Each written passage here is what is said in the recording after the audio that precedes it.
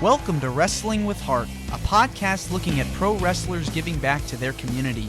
Join me, Stanley Carr, as I interview wrestling's hottest names who use their platforms as entertainers to raise awareness and do community service. Hello and welcome to another edition of Wrestling with Heart. This is the show where we talk with professional wrestlers and professional wrestling personalities about their lives in and outside of the ring, as well as doing acts of charity work, community service, volunteering, and spreading positivity. We're all about the positivity here on the show. And with me right now, I've got a very special guest. He is a former WWE Intercontinental Champion and a former WCW World Television Champion. He is a motivational speaker, former Golden Gloves boxer. Pleased to welcome the one and only Marc Mero. Welcome, Marc, to Wrestling with Heart. Thank you, Stanley. How you doing, man? I am doing great. Thank you for coming on. Man, been looking forward to this. Yeah. I love the positivity with it. Thank you. I appreciate that. We try to maintain that level of optimism here on the program.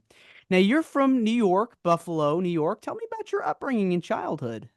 I was born in Buffalo, New York, and I went to school there until high school, and then I went to Liverpool High School. We moved to Syracuse area, which the school I was in was Liverpool High School. Graduated from Liverpool High School, played hockey for the Syracuse Stars, and of course boxed for many years, and played football for Coach George O'Leary, who went on to win a national title with Georgia Tech. And then, of course, later on in life at 31, I made it into the world of professional wrestling. Amazing. So it seems like you were always into athletics from an early age. What was it about athletics that made you go, man, I want to do this? Well, my first love was hockey. Growing up in Buffalo, we had the Buffalo Sabres, and they did pretty good early on. And I remember just watching their games on television, and then, of course, getting into hockey and starting out as a goalie and then moving to forward to center and then eventually moving to defense. So I played almost every position, and I excelled at it. Got all the way up to junior hockey, played junior hockey for the Syracuse Stars, and then got into boxing, and then that took off. So I was boxing, traveling with boxing, then eventually made the USA boxing team, where I moved to Colorado Springs, Colorado, at the U.S. Olympic Training Center. Was there for a while. And then I decided to turn professional in boxing. And 2 weeks before my first professional boxing match, I had my nose shattered in an accident and needed reconstructive surgery. And it was the first time in my life I had all this free time on my hands. I never had it because I was playing 2 or 3 sports every year. And in that free time, I started hanging out with the wrong people, making some really bad choices in life. And next thing you know, I get addicted to drugs, and 10 years of my life goes by.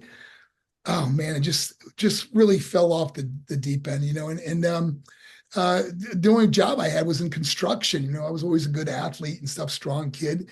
And I was working with pools, digging swimming pools.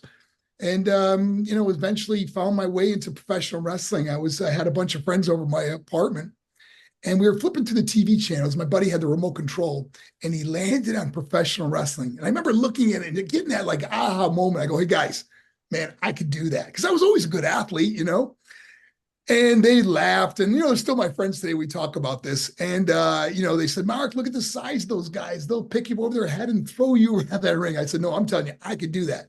And my other buddy goes, Marc, you're 30 years old. What do you do? Start a pro career at 30? And man, I just felt in my heart. I said those 2 words, I believe. And eventually now I got to find out where there was a wrestling school. And I found out I was living in Venice, Florida. There was one in Tampa, which was run by Boris Malenko, Dean Malenko and Joe Malenko's dad. Mm-hmm. Yeah. And he was a famous, the professional wrestler. And so I started driving the 1 hour drive to Tampa, and eventually learning how to at least somewhat wrestle. It was really green. And I met some guys at the workout gym that I was working out with called the Waiting Room. And they were the guys that would get beat up on television and I said to them, I go, how do you get to do that? And they said, well, you got to drive to Atlanta, which is about like an 8 or 9 hour drive. And if they pick you for television, they pay you $150 and you get to wrestle one of the superstars. I thought, man, maybe that's a way of getting my foot in the door. Sure enough, I went up there and wrestled got a couple squash matches, and it was brutal, man. They don't treat the guys that do enhancements very well. And I was thinking to myself, man, I thought this stuff was fake, man. These guys are really kicking and punching me, you know? But anyways, lo and behold, Dusty Rhodes saw me and he said to me, "Hey kid, anybody ever tell you you look like Little Richard?" And I thought he was talking about a wrestler. So I said, "I never heard of Little Richard." He goes, "No, no, no, the singer, Little Richard, a womp baba loo bop, womp bop boo." And I go, "Oh, yeah, I know who he is." He goes, "Yeah, look just like him." And next thing you know, he gives me this character, Johnny B. Bad, and it just takes off, man. And my whole life changed. And to this day, I still think about where my life would be if it wasn't for this incredible man, Dusty Rhodes, who was my mentor, like a father to me, and so many others that helped build careers in professional wrestling. Yeah, I had Teddy Long on recently, and he was telling me about how he got paired up with you for that character. It was really incredible. And when you're in training mode to become a wrestler, like you had mentioned, it's just so brutal and it's just intense. The workouts that you guys are going through, the drills. I mean, that must have been hard. You know, it was just like anything in life. If you really want it bad enough, you work hard.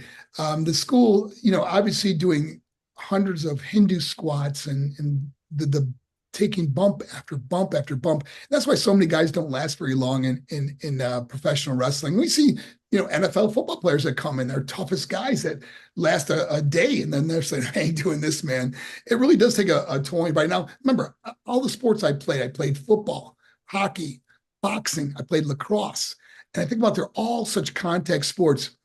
I have never done anything in my life as physically demanding as professional wrestling. And that's coming from a guy that played top sports and all these different other activities. Yeah, I mean, it's like at the tippy top as far as like, combat sports and physicality. I mean, you were used to that though with the hockey and with the boxing. Was there anything that at least, especially from your boxing days that you were able to parlay into wrestling because there's a lot of similarities. Well, you know, the boxing, the thing that was hard about going from boxing to wrestling was throwing a working punch. You know, boxing, you use your shoulders and you use your momentum and stuff. And with wrestling, you know, you get the big wind up, you know, and you would never see that obviously in boxing. So that was a little difficult to navigate that. I definitely potatoed a few guys in my day when I first started, but never on purpose. You know, it was just one of those things where you learn as you go. But you know, I was really blessed that, you know, Dusty put with some of the top guys in the business to teach me along the road, because when I got into professional wrestling with WCW, I signed my contract. I only had a few amateur bouts under me. You know, I only had a few wrestling matches under me for Suncoast Pro Wrestling and a couple other local places in Claremont, but I really didn't get to wrestle a lot. So getting on the road, next thing you know, I'm in front of all these people, and I'm wrestling, like they put me with Ricky Morton to begin with, or Raven, it was Scotty Flamingo back then. Yep. Oh gosh, Tracy Smothers, the guys that were really great workers that taught me along the way. And then of course moved me up to guys like Arn Anderson and Triple H, and or you know, John Paul Levesque or whatever it was back then.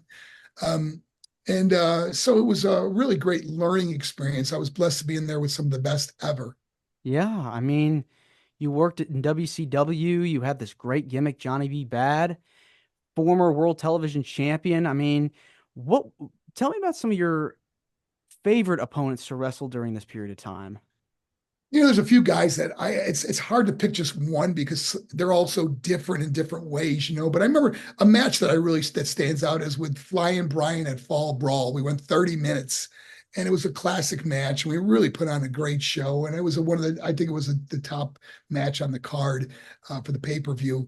But I had some real good ones with DDP, who's one of my close friends. He lives 20 minutes down the road from me here, so we still challenge each other in craziness. Mhm. Arn Anderson was another, just, you can't have a bad match with Arn Anderson, you know. No.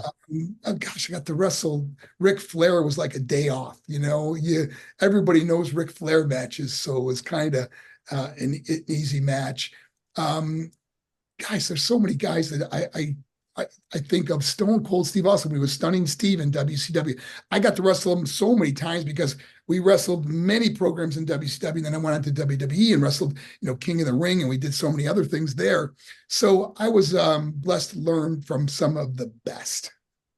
Was there any pieces of advice that you got during this period that stuck with you throughout your career? Like any pieces of advice that you Yes, took? there's something I want to share with anyone that is getting into the business is that we try to do so many moves, and there's not always a lot of rhyme or reason why we do these moves. And the one thing that I used to always watch is I remember Steve Austin used to always like peek through the curtain and watch almost every match. I was thinking, man, he watches every single match, but not realizing he's absorbing what everyone else can do. So when he wrestles you, he knows what you're good at and what he wants to stay away from. And there's psychology behind the wrestling. Like right now, I like when I turn on TV, I see some guys just trying so many high flying moves that don't make sense.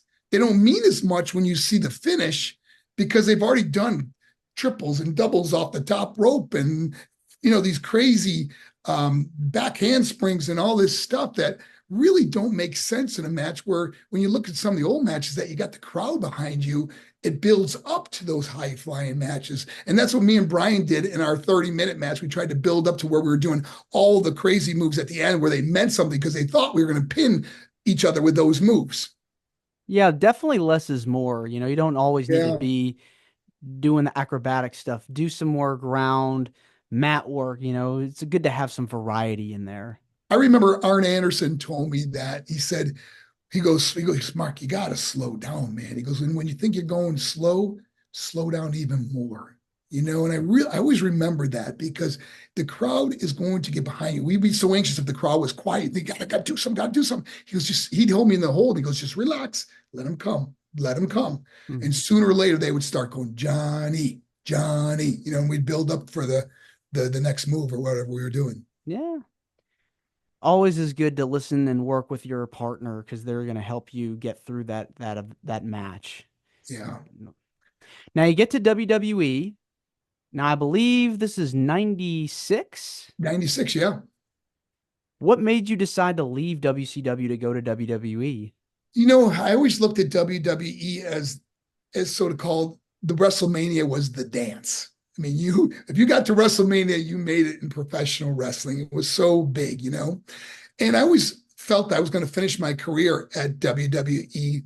And when I got the opportunity and I was the first one to get a guaranteed contract, because that's the only way I would go, Vince asked me, what's it going to take to get you to come here? I said, Vince, I got to have a guaranteed contract. And then when he said yes to that, I told him I wanted a signing bonus and I wanted my wife to travel everywhere I go because I've seen so many guys getting divorced because we're on the road so much. So I figured if I had my wife on the road with me, at least we'd be able to stay strong together. And then I said to Vince, I go, hey, she's really pretty. Why don't you have her as my valet? And he was like, no, let's just worry about you. But when he flew me up to Stamford to sign my contract, she came with me. And then as soon as he saw her, he goes, man, I got to put her on television. And that's how Sable was born. The Sable phenomenon definitely helped kick off the Attitude Era as we Yeah. know it today. But tell me some of the positive highlights from your time in WWE that you still look back on fondly. Well, obviously winning the Intercontinental title because I did that in a tournament. And I think about who I had to beat in that tournament that they put me over. Owen Hart, Stone Cold Steve Austin, Ron Simmons, some of the great names. I mean, all pretty much Hall of Famers. You know what I mean? It's just amazing that I got to wrestle these guys and be put over them to win the Intercontinental title. So that was a real highlight.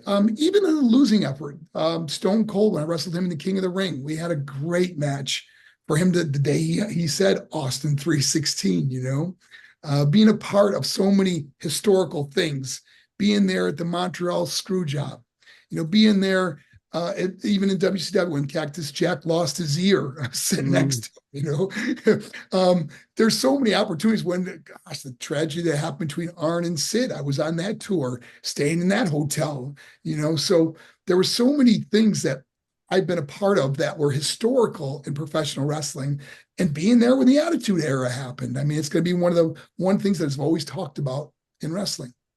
Definitely one of the hottest periods of professional wrestling. Plenty of people still recall those moments where you and Sable were together, and of course later on when you and Jacqueline were together, teaming up to take on Sable and Edge at SummerSlam. That was a really good match. Yeah, it's we drew so much heat when I turned on Sable, and it was a great storyline. I got to give Vince Russo a lot of credit for that. We used to have a lot of fun going over what we were going to do and how we would take it to the next level. Whether she comes out in a potato sack or a reindeer outfit, or she'd always up me, in everything she did, and obviously being part of a storyline, it was we had so much fun doing that. Definitely one of the real highlights of that period of time for sure was the Marc Mero Sable storylines. Uh, you mentioned DDP earlier. Who else do you keep in contact with today in professional wrestling business? It's funny because when I go to a wrestling convention, even though I may not have seen someone in a long time, or even we weren't even maybe very good friends back then, man, it's so different now. Like it's all like if there was animosity or whatever, everything's water under the bridge. It's like we've done something that many people will never get to do. And so you see an old friend or someone you wrestled or worked with, it's always like a hug or, just a good gestures, and it's sincere. So I have no animosity or bitterness towards anyone in the business. So it's always great to see people. But I mean, there's a few guys that live close by me, which is really cool. Eric Watts doesn't live too far away. Buff Bagwell doesn't live too far away. Of course, DDP still go with him and do his DDPY. And let's see. Oh man, there's a few other guys that live not too far away, but it's mostly the wrestling conventions. I was over in the one in the UK, and I had a great time there seeing everybody, and man, just running into friends that I haven't seen in years, or seeing people that I never met before that were in the industry. That's been really cool. Yeah, it's really like a reunion whenever you get to see Yeah. your old friends come back together, reminisce on old memories, times from back in the day, and so it's really nice that you're able to experience that all these years later. Let's switch gears now and talk about the charity work and things that you've done outside of wrestling. You are just an incredible motivational speaker. I've got to watch several of your videos on Instagram, spreading that positivity as we do here on the podcast. Let's talk about your charity, Champions of Choice. What made you decide to get started with this? Well, gosh, it's really strange. And it was never something I set out to do. What happened was um, I started my own fitness club, personal training studio. And I got a call from Melbourne High School football coach. And he just wanted me to come and speak to the football players, like 40, 50 of them, I can't remember. And just about, not doing drugs and, staying, working hard in their sport and blah, blah, blah. So I went and did that. And it was funny because I got a lot of emails back from the football players saying, man, that really changed my life. It really inspired me. I thought, oh, that's so cool. But unbeknownst to me, they called another school and said, hey, we had Marc Mero come and speak to our athletes. And that school said, well, let them come speak to the whole school. And that's how it started, man. And then it just snowballed. One school called another. The only thing I advertise I do is, hey, schedule me for next year or whatever, coming up or whatever. And now this is my 18th year presenting at schools. Coming up in September, my 18th year. It's just amazing. 18 years. Yeah, thousands of schools and hundreds and hundreds of thousands of students all over the world. I mean, I've been to Russia, Guatemala, Puerto Rico, uh, all over the United States and Canada. Been to almost every state now, except Alaska. Now, if you're out there from Alaska, come on, get me out there. Yeah, book them now. I mean, Look come up, on, yes. you're missing out if you're not. Yeah, we're real busy in September, October, so we do have some openings, so don't miss it. Yes. So what are some things that you talk about when you're talking to students? Well, Stanley, a lot of kids are dealing with, and it's not just kids, it's adults. It's the world we live in today, with a lot of people dealing with depression, anxiety, being bullied or abused, self-harming, suicidal thoughts. These are all relevant issues I speak about at schools. And some of it are my own personal things I went through where I was in such depression and wanted to end it all. And I just thank God every day I didn't make that decision, because I tell people that you never know how fast things can change. And I never would have known all the beautiful things that would come in my life if I would have made that horrible decision back then. New friendships, new love, new happiness, new peace, and a purpose in my life that you have no idea how fast things can change. It's almost like God assigns people in your life that show up just when you need them. So please, if you're out there and going through a hard time, just don't give up, man. I promise you, after every storm, the sun will eventually shine. Yes. Do you care to share or care to elaborate more about the struggles that you went through? Well, losing my mother and my brother 2 weeks apart. My mom was only 58, my brother was only 21. It really had a profound effect on me. And then a few years later, of course, going through the divorce with Sable was really heartbreaking. And then losing my dad, my best friend. It was just one thing after another. It's like the perfect storm of, and then getting divorced and going through a financial just bad choices, and still living like I'm making a lot of money, but I wasn't. And it was like everything that could go wrong was going wrong in my life. And I just felt, man, all alone, that I had to sell my beautiful home, and um, I didn't know what I was going to do next. And it just got to the point where I'll never forget it. It was Christmas Day, and I drove to Cocoa Beach, Florida, and I sat under a pier on Christmas Day. I mean, the day we celebrate with friends and family, and the Your Christmas loved tree, ones. and the music and the food and fellowship, and the birth of our Savior, and I sat under a pier and watched the waves roll in, roll out. And that's when I contemplated the end. And I tell you, if it wasn't for me getting on my knees and asking God in my life, I don't know what would have happened. But man, everything changed. And it doesn't change instantly. And the other thing I want to share is that I've been 21 years clean now, because that was the day. I've never touched a drug since then. And the drug of my choice was cocaine back then. I was just an addict. And man, just being clean from that and free from that, it just gives your life so much meaning, because now you can help people, because people say, I don't know how I can get off this or that, or pain medication or whatever it is.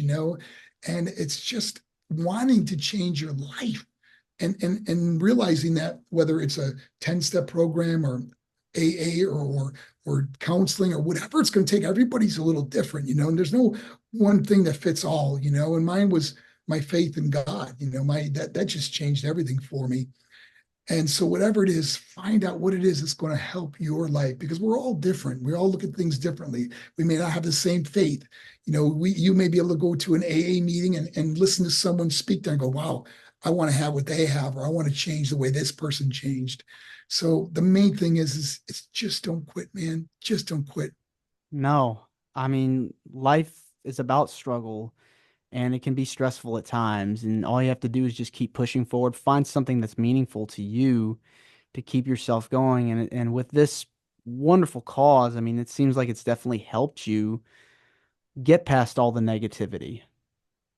It's through our struggles we find our strength. And I look at the stage as my is like um almost like my therapy every day, that I can get there and share from my heart something I went through that's going to help someone in the audience that's listening to me right now. I can't tell you how many kids I get messages from that gave up vaping, even, that they realize that is when that first comes out, it's like, it's safe, it's okay. Now we're seeing kids getting cancer from vaping. We're seeing the mixtures that are going to this. I mean, you can't have 50 chemicals that taste like strawberry or watermelon and be safe. It just No. doesn't happen. And now we're seeing the detrimental effects of how it's destroying kids' lungs from vaping. And so we're seeing more and more kids getting off even vaping from my presentations. It's horrifying to hear about the dangers of drugs, alcohol, smoking, and just everything. Vaping, you just mentioned that. I mean, we need people to like what you're doing right now to tell these young people because they're our future. They are the ones that are going to take over in society that this stuff is not okay. Yeah, one of the things I recognize, Stanley, is that I go to all these schools and they have wonderful counselors because I often meet with counselors before my presentation to discuss, because a lot of kids are going to want to see them after the presentation. And they have some wonderful counselors, but schools don't have medical health specialists. And they may have one for a whole county or something, where a kid might have to wait 4 to 5 months to meet with a health advisor, someone that could help with mental health issues. And I think every school should have mental health provide provision for kids that can go and see someone that they're dealing with this anxiety or depression, because the counselor is not always able to understand some of the things, like especially some of the drugs that kids are on today, whether it's Adderall or something that they never heard of or knew of before this. Yeah, they need to have resources so that we can able to curb the problem. May not stop at 100%, but we can at least try to flatten it so that we don't have reduces a lot of the stuff that's going on right now. Well, what is it about giving back to you, Mark, that gives you the most joy? Man, there's no greater gift than giving. The more you give, the more you get back in your own life. And that's what people don't understand. It's like when you can make someone happy, you find yourself being happy. When you give something to somebody, you found yourself just this joy that overwhelms me. And I actually wrote about it on my social media today, because there's no greater joy than helping another person in life. And I never understood that until I started doing it. There's just honestly, I can only say the more you give, the more you get back in your own life. And I've just seen the effect it's had on so many people by just sharing my story, by helping a person, by paying it forward, by financially helping somebody, whatever it would be that I have done to help others is only blessed my own life. Yeah, I mean, it only takes a village, right? Even while you're living, so you're knowing where it's going. That's right. Well, before we go, you had mentioned to me off air that you've got a new book coming out. It's really exciting. Yes, man. We're I believe we're about 100,000 words in right now. It's different stories it's called From Bad, BADD, to Good. And it's the Marc Mero story. It's me growing up and, of course, getting into sports and then making into professional wrestling, then stories from professional wrestling. And I'm very honest in stuff I've shared that I never shared before, of some of the detrimental things I've done in my life, that I share where my good choices took me. And I'm very honest where those bad choices took me. But in the end, the paths we take in life lead us to where we are today. And hopefully they're in a really good place. And I want people to get the book. I think they're going to be really inspired by it. I put a lot of effort into it. I have a writer his name is Ben Veal. He's in England, and we met. And I love the way this guy could share a story. So when I shared my stories with him, the way he would write it was like the way I would say it on stage almost. So we really had a great chemistry together. And I think the book is going to really help a lot of people. And that's the reason I wrote it. Yeah, it should inspire someone and people out there that are listening to it. Marc Mero's book should be on bookshelves everywhere. I really do think that you've got an incredible story, and I'm looking forward to reading it and checking it out. Hey, Mark, I just want to say thank you again for coming on to Wrestling with Heart. It means a lot to me and to my listeners and to the viewers that are watching this on YouTube. Where can people find more about you on social media if they want to get in touch with you or get in touch with your program? Where can people find more about you? Obviously I'm on YouTube, the Marc Mero on YouTube, at Marc Mero on Twitter or X now, and let's see, Instagram, Facebook. Just type in my name, you'll find me. It's real easy. Marc is MarcMero, and you find me everywhere. And I'd love you to follow me and listen to my inspiration every day. Yes, and I will be sure to tune in, continue to listen into your watch your videos because they're very, very helpful, especially if somebody's going through a hard time in their life. Well, Mark, thanks again, and you're more than welcome to come back. Thank you, Stanley. It was great talking to you. Great talking to you too. All right, take care. This is Wrestling with Heart. I hope you found this podcast to be informative and entertaining. If you did, please hit the subscribe button and look out for the next edition.